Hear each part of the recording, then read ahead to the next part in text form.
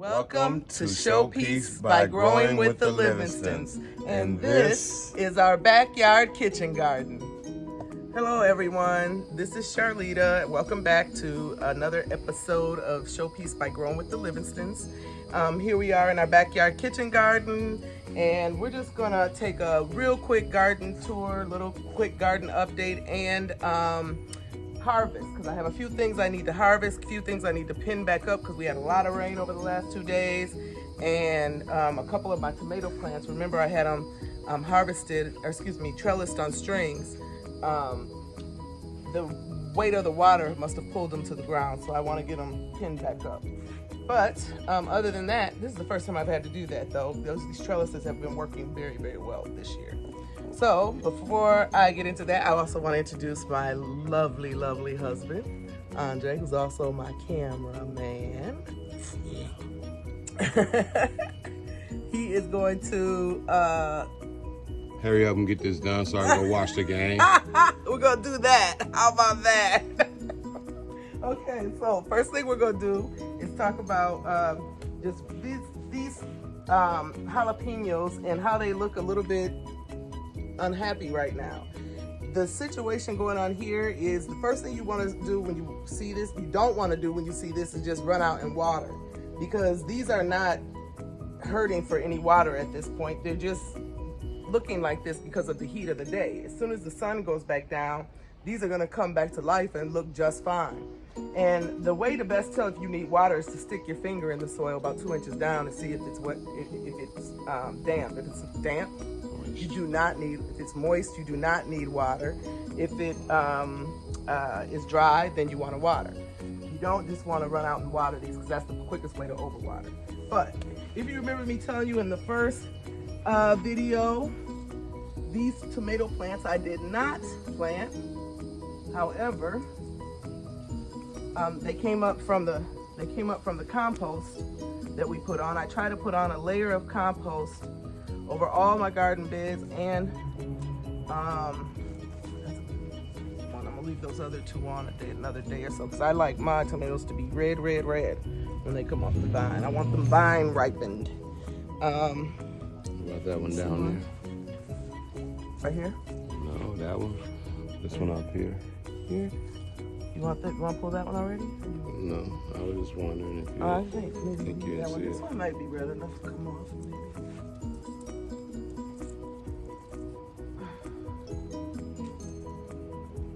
Okay.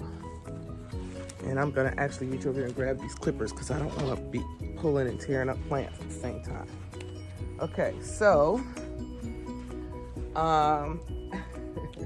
the next thing I'm gonna do is pull whatever cucumbers we have on here. Now, I've been getting cucumbers off of here for the last month and a half or so, but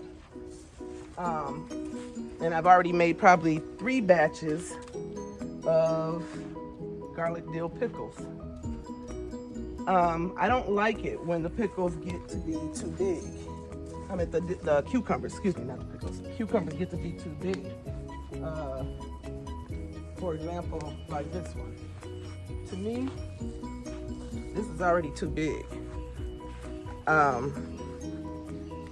For pickling, at least, I like, maybe that's okay for slicing for a salad or something like that, but for pickling, I like them to be a little smaller. They seem to be a little bit crisper. I see a couple more on the other side. I'm gonna grab. You gotta be careful in Georgia Zone 8A, because we have snakes. Plenty of them. Exactly. And you have to be very, very careful. Just look at, I have a little zucchini, baby zucchini growing down here. Oh, look at it. I also have, that's the sign of a healthy garden. That right there, my friends, is a ladybug, and I have tons of them. See that little zucchini coming in?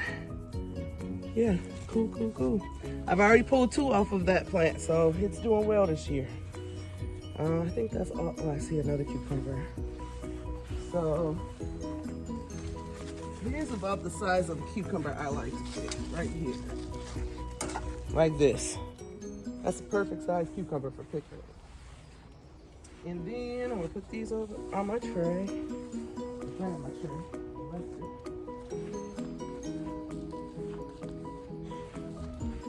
Harvest is coming along. And we'll go around here. And I see these tomatoes are so good. We had one yesterday on some sandwiches I sliced real thin and put on some just regular deli sandwiches. They're called Yellow Boy tomatoes. Extremely good. So I see a couple of these. I see that's a little green. I'm gonna let this stay. I think I'm gonna take this one. Leave those another day. Come out and get them tomorrow. These right here, this is one I have to pin back up. I'm gonna have to find. Oh, here's the culprit. The string broke. I was just saying how well the string worked, and check it out. This is the problem, the whole problem over here. All the others are still standing, but this string broke, so I'm gonna have to restring this completely. So that'll be a project for tomorrow. I'll bring you guys along so you can see how that's done. These tomatoes here are called Husky Boy, or actually Husky Cherry.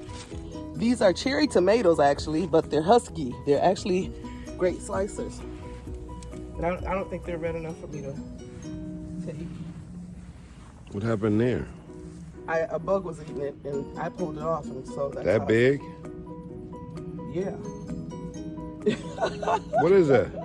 It's a Marconi pepper. And I have plenty of them over here. They're gonna turn red. They're all green right now, but you can eat them now. I actually had some in the peppers we had the other night on the steak. I put one in. These are yellow bells. I have some cayennes over there. They're not yellow, so I'm gonna leave them. They're turning red. You can see here, these Marconis over here are already starting to turn red. And so they're gonna turn a real bright red, and that's when they'll be done. They're sweet peppers. My lacinato kale is starting to look bad here. I'm gonna pull this and replant it because I want a lot of lacinato kale this fall.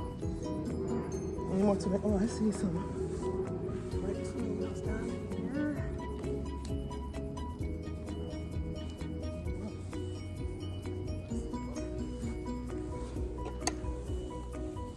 Okay.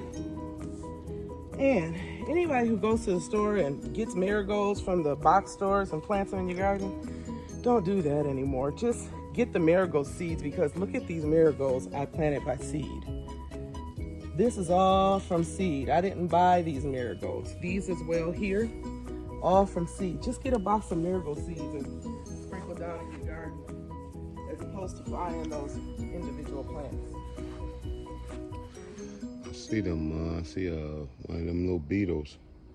We gotta figure out a plan for those things. I want to get some netting or some tulle to cover everything. So here is again my mustard greens. They're going to seed because I haven't harvested them, but I'm coming out here and I'm going to harvest all of this except for my okra. I have okra growing in here in the midst of my turnip plants, and actually some of these turnips are starting to put on actually some pretty good sized turnips. Be careful. True. But you can see there's a pretty good sized turnip there. But so I'm gonna come out and harvest, there's another good sized turnip. So I'm gonna come out and harvest most of these turnips and mustards probably in the next day or two, and start getting this bed ready for my fall garden because I want to plant a lot of kale and collards. So look at these 2 blueberries, Andre, or 3 blueberries, ready to be picked and ate. We'll be getting those. Those are very young, have yet to. This is our first year with them, but look at all the beetles you're talking about. Look at these, you guys. If somebody can tell me in the comments what these are, I greatly appreciate that. Here we have habanero peppers. Get off of there. Sorry. They're fine. Habanero peppers, our hot wax peppers, our Thai chili peppers. I'm gonna make some salsa. I cannot wait. Green beans seem to be doing Morning good. glories. Huh? Our morning glories, yes. Oh, here is what the flowers look like when they bloom. So they bloom every morning. That's what it looks like. So that's it for getting the camera. Thank you for joining Showpiece by Growing with the Livingstons. Peace. Till next time. Hello, everyone. Thanks for watching. Please like, comment, and subscribe. Until next time.